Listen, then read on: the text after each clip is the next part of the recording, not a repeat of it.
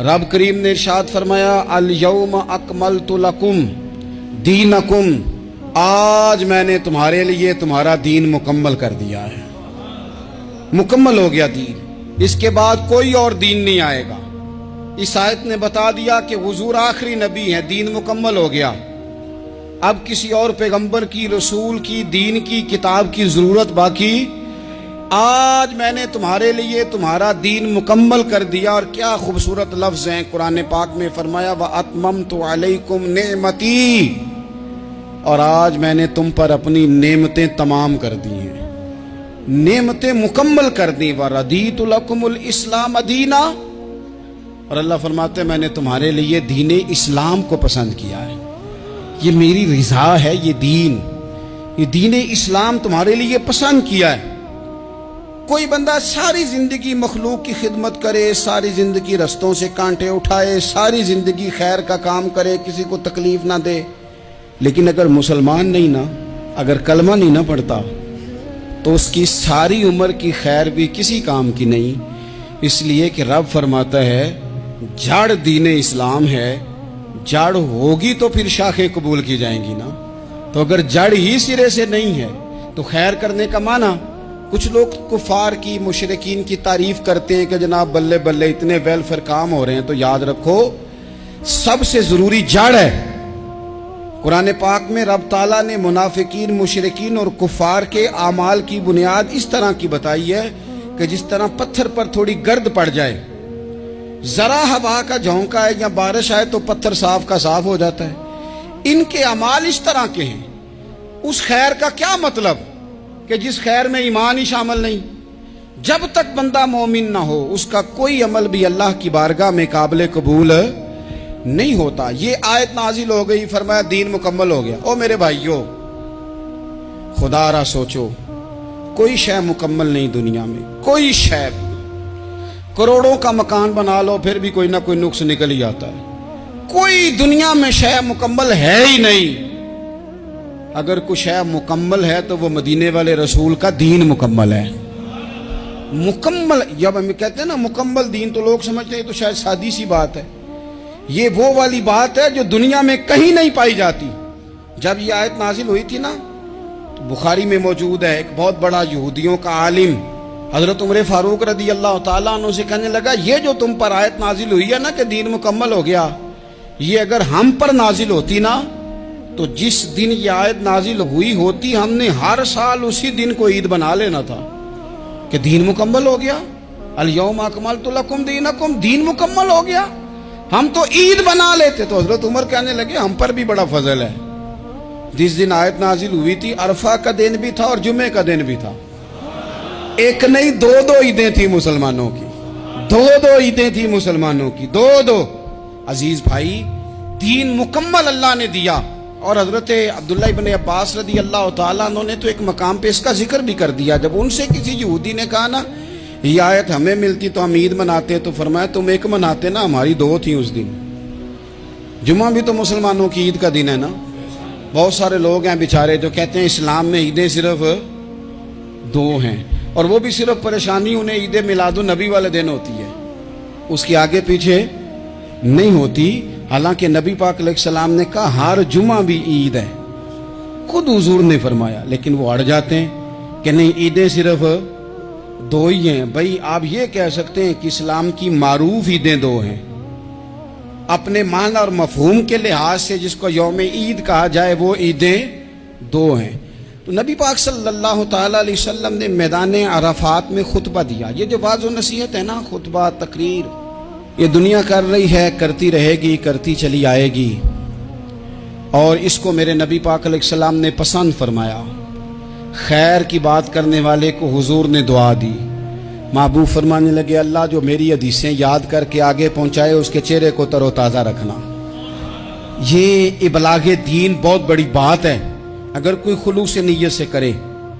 लेकिन कायनात अर्जी में वो जो हुजूर का खुतबा हज्जतुल विदा है, वो दस्तूर है, वो मंशूर है। इंसानी हुकूक पर उससे बड़ा चार्टर न पहले कभी था न कयामत तक दोबारा बन सकता है। इसको खुतबा हज्जतुल विदा क्यों कहते हैं? ایک تو مطلب یہ کہ حضور نے یہی آخری آج کیا، اور دوسری بات یہ تھی کہ اس خطبے کے تھوڑے ہی عرصے بعد میرے نبی پاک نے وصال ظاہری فرمایا، اور اس خطبے کو رسول پاک صلی اللہ تعالی علیہ وسلم نے شروع کہاں سے فرمایا؟ یہ خطبہ دیکھیں شروع کہاں سے ہو رہا ہے۔ انسان دنیا میں ملتا بھی ہے، جدا بھی ہوتا ہے، یہ جو جدائی کا وقت ہوتا ہے نا، جدائی کا، شاید بڑی سوچ سمجھ کے کہا تھا حضرت میاں صاحب نے، بڑی غور کر کے انہوں نے کہا تھا کہ دریا کنڈے روخ نہ لائیے، جو آوے روڑ جاوے۔ آپ میدان میں درخت لگاتے ہیں تو کبھی پھل گرتا ہے تو زمین پہ گرتا ہے، اٹھا لیتے ہیں، اگر دریا کے کنارے ہو تو وہ تو دریا میں گرے گا اور روڑ جائے گا، چلا گیا، بہہ گیا۔ فرمانے لگے دریا کنڈے روخ نہ لائیے، جو آوے روڑ جاوے، تے پردیسی نال نہ یاری لائیے، او دا جدوں دل کرے ٹر جاوے، وہ تو چلا جاتا ہے۔ یہ خطبہ شروع کہاں سے ہو رہا ہے؟ یعنی ابھی آغاز کلام ہے، بات آگے آئے گی، آغاز کلام ہے۔ میں کہہ چکا ہوں ولی شاید عبادت کر کے بنے، تقوی اختیار کر کے بنے، ولی اللہ کی حرام کردہ ہر شے سے اجتناب کر کے بنے، وہ جس میں شبہ ہے اس سے بھی بچے تو پھر ولی بنے۔ لیکن صحابی تو حضور کی زیارت سے بنتا ہے نا، نبی پاک کی زیارت سے بنتا ہے، اور صحابہ تو وہ صحابہ تھے جن کی ہر صبح عید ہوتی تھی، خدا کا قرب حاصل تھا، نبی کی دید ہوتی تھی۔ وہ تو اس طرح کا ماحول تھا کہ نبی پاک نے فرمایا حضرت ابو ہریرہ سے یہیں بیٹھے رہتے ہو، تھوڑا ذرا کبھی کوئی کام بھی کر لیا کرو، وقفے سے ملنے سے محبت بھی بڑھتی ہے۔ تو حضرت ابو ہریرہ اٹھے اور ستون کے پیچھے سے ہو کے واپس آ گئے، فرمایا آ گئے ہو؟ عرض کی حضور دل ہی نہیں لگتا تو جائیں کہاں؟ وہ جو حضور سے آ کے کہتے تھے نا یا رسول اللہ صلی اللہ علیہ وسلم، حضرت صوبان بن مالک، حضور نے فرمایا پریشان پریشان دکھائی دیتے ہو، کہا یا رسول اللہ ایک بات پریشان کرتی ہے۔ کہا وہ کیا؟ عرض کی حضور دل بے چین ہوتا ہے تو زیارت کو آ جاتا ہوں، آج ایک عجیب خیال آیا ہے، عجیب خیال آیا ہے، اور اس نے عجیب رنگ طبیعت میں بھر دیا ہے۔ فرمایا تمہیں کیا خیال آیا؟ عرض کی یا رسول اللہ صلی اللہ علیہ وسلم آج خیال آیا ہے کہ صوبان ہے تو حضور کا غلام ہے، جنت تو حضور کے صدقے ملے گی، لیکن یہ ہے کہ حضور تو ہوں گے نا نبیوں کے ساتھ، تجھے ملے گی پر ملے گی تو غلاموں کے محلے میں نا۔ تو دل میں خیال آیا کہ وہاں زیارت بھی ہوگی کہ نہیں؟ او جنت میرے کس کاری جتھے یار نظر نہ آوے، زیارت بھی ہوگی کہ نہیں؟ حضور کی بارگاہ میں جب حضرت صوبان نے عرض کی تو رب کریم نے فرمایا محبوب جو تیری اور تیرے رب کی اطاعت کرے نا، اولئک انعم اللہ علیہم من النبیین والصدیقین والشہداء والصالحین، فرمایا ان کو اللہ نبیوں کے، صدیقین کے، شہداء اور صالحین کے ساتھ ہی جنت میں اکٹھا فرمائے گا، وہ اکٹھے رہے۔ تو جن کو تو جنت میں بھی حضور کی زیارت کے بغیر چین نہیں تھا، ان کو حضور نے خطبہ حجۃ الوداع شروع کرتے وقت پہلا جملہ پتہ کیا کہا؟ حضور اونٹنی پہ ہیں، احرام باندھا ہوا ہے، 1,40,000 کم و بیش غلام سامنے کھڑے، عرفات کا میدان۔ محبوب فرمانے لگے پہلا جملہ، جو درد والے تھے وہ تڑپ گئے، یہ سارے درد والے تھے لیکن کچھ زیادہ مزاج شناس تھے۔ محبوب نے پہلا جملہ کہا، حضور فرمانے لگے لوگو جس طرح آج اکٹھے ہوئے ہیں شاید اس کے بعد دوبارہ ہم اکٹھے نہ ہوں۔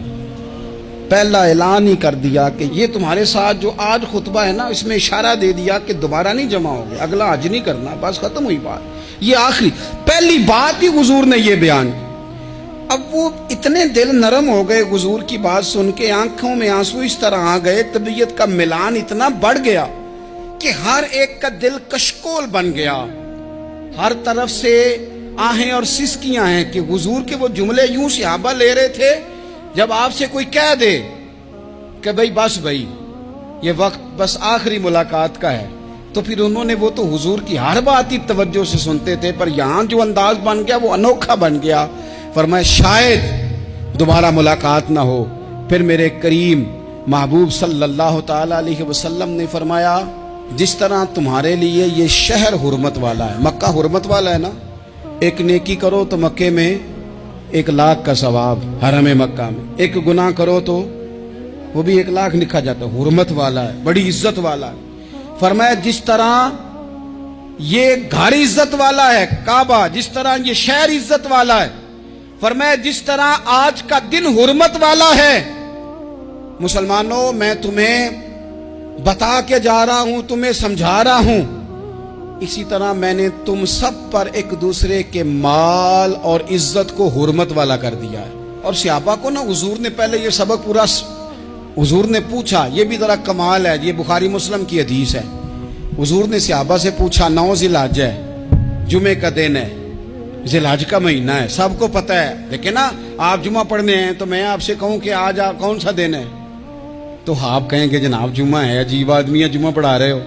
लेकिन जो सहाबा का अंदाज है वो और है। हुजूर ने पूछा, आज ये कौन सा महीना है? ये अदब है, ये मकाम है, ये वो मकाम है जहां बहुत सारे सिर्फ अकल वाले बंदे जो होते हैं ना, वो बेचारे गिरते पड़ते हैं, कहते हैं जी बात आती हो तो बतानी चाहिए, ये क्या बात हुई जी, बंदा बोले ही ना, ये क्या।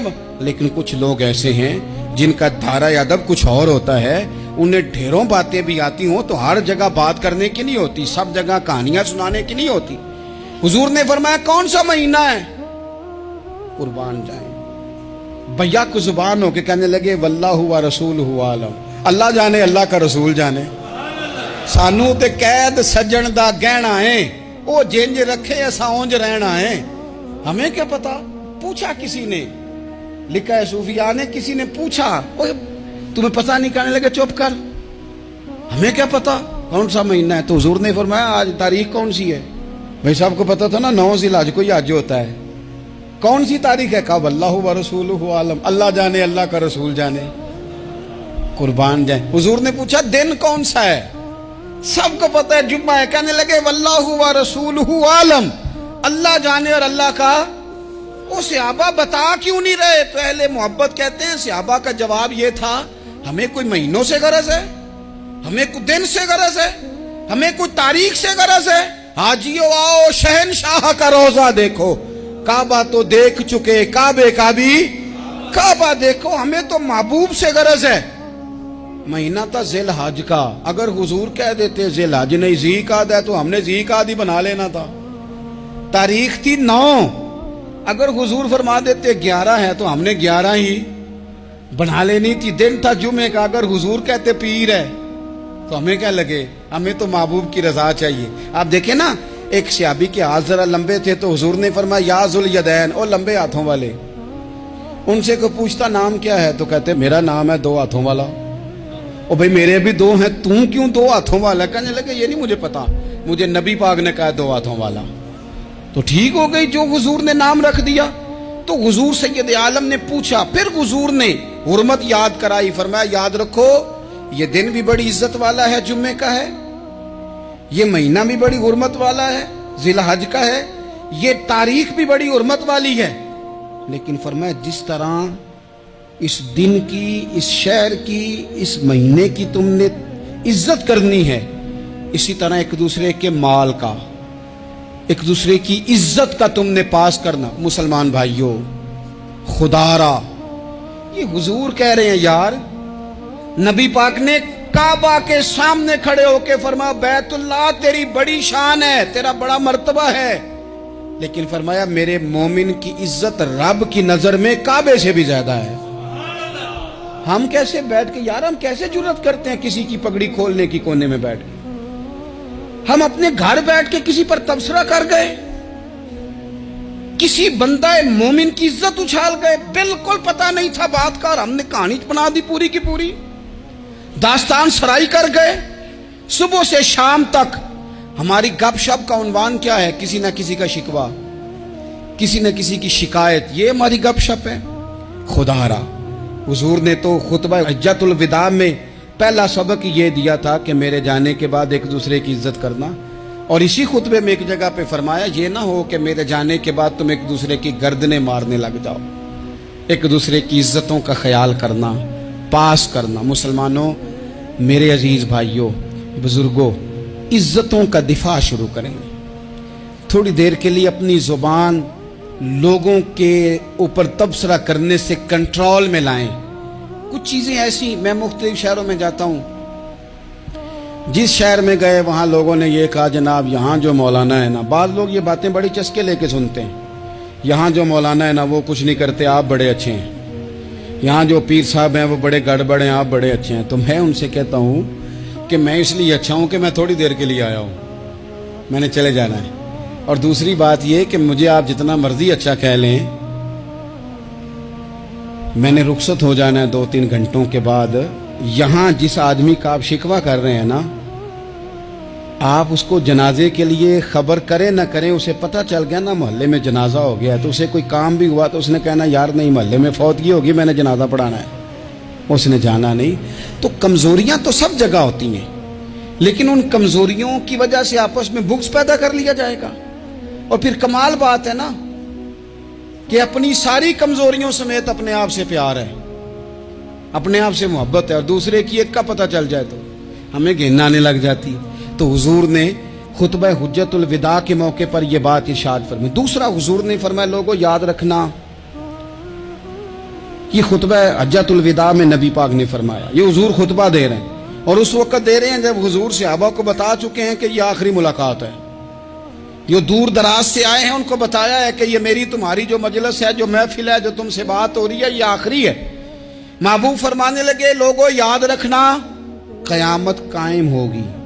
ان جملوں کا حسن ملاحظہ کر لیں، فرمایا قیامت قائم ہوگی، تم اپنے رب سے ملاقات کرو گے، اور فرمایا تمہارا رب تم سے تمہارے اعمال کے بارے میں پوچھے گا۔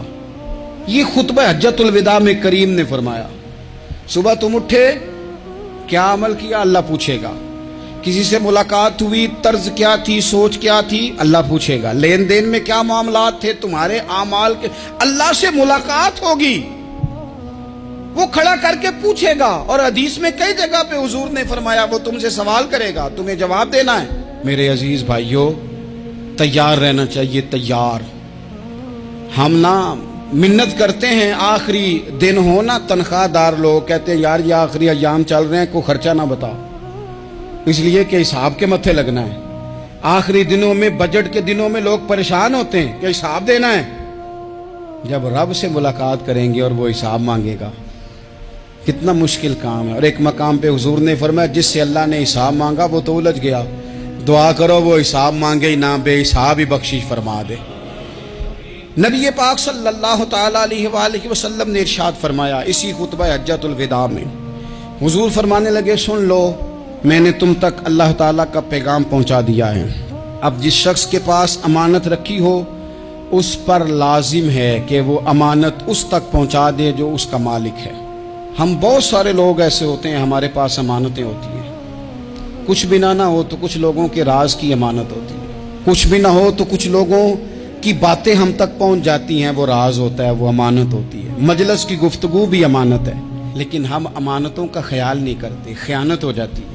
بہت محتاط ہو کر اپنی زندگی میں امانتوں کا خیال کیا جائے۔ یا ایھا الذین آمنوا لا تخونوا اللہ والرسول وتخونوا اماناتکم وانتم تعلمون۔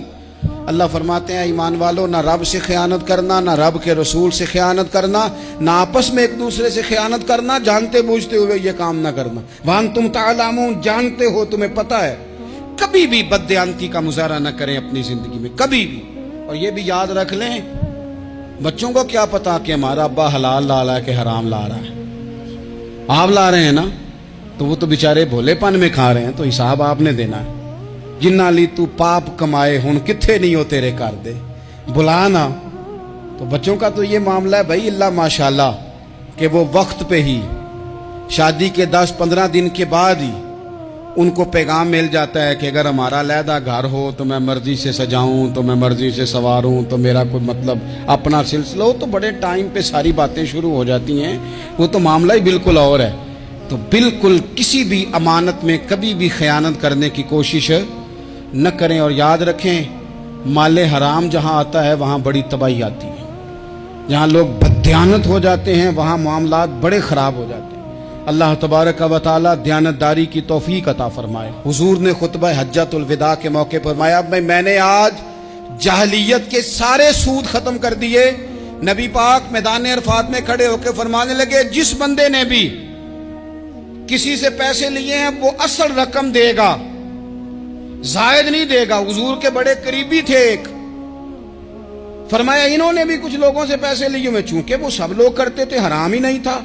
فرمایا میں ان کو بھی حکم دیتا ہوں کہ یہ اصل رقم وصول کریں گے، کسی سے ایک پائی بھی زیادہ وصول نہ کریں گے۔ نبی پاک صلی اللہ تعالی علیہ وسلم نے خطبہ حجۃ الوداع میں ایک باریک بات حضور نے بھی، یہ آپ نے ضرور سمجھنی ہے، بالخصوص جو لوگ تھوڑا دین پر عمل کر رہے ہیں، جن کا لبادہ مذہبی ہو گیا، جنہیں لوگ حضرت صاحب، قاری صاحب، علامہ صاحب، مفتی صاحب، حاجی صاحب، بزرگوں کہہ کے بلاتے ہیں، وہ اس پر توجہ کریں۔ میرے نبی پاک صلی اللہ علیہ وسلم نے خطبہ حجۃ الوداع کے موقع پہ ارشاد فرمایا، لوگوں شیطان اب مایوس ہو گیا ہے، وہ تم سے بتوں کی پوجا نہیں کرا سکے گا، ہاں وہ تمہیں چھوٹے چھوٹے گناہوں میں مبتلا کرے گا، وہ تم سے چھوٹے چھوٹے عیب کرائے گا، تم سمجھو گے یہ تو غلطی کوئی نہیں، فرمایا اس سے بچ کے رہنا۔ اب وہ مایوس ہو گیا، بتوں کی پوجا نہیں کرا سکتا، تمہیں اپنی پوجا نہیں کرا سکتا، لیکن چھوٹی چھوٹی غلطیاں، ایک مقام پہ فرمایا نا، چھوٹا گناہ ہونا تو مومن اسے پہاڑ سمجھتا ہے، اتنا بڑا ہو گیا، اور منافق کہتا ہے یہ تو کچھ بھی نہیں۔ تو اپنی زندگی کے اندر چھوٹی چھوٹی کوتاہیاں، حضرت سعدی فرمایا کرتے تھے سیلاب اچانک نہیں آتے، پہلے چھوٹا سا سوراخ ہوتا ہے دریا کے کنارے، اسے بند نہ کیا جائے پھر بڑا ہو جاتا ہے، پھر وہ ٹائم آتا ہے کہ بند ٹوٹ جاتا ہے، بستیاں ڈوب جاتی ہیں۔ پہلے چھوٹا گناہ انسان کرتا ہے، چھوٹا، پھر اس سے آگے بڑھتا جاتا ہے اور بڑی بڑی غلطیاں ہوتی ہیں۔ اللہ تبارک و تعالی ہمیں رائی کے دانے کے برابر بھی غلطی کرنے سے محفوظ فرمائے۔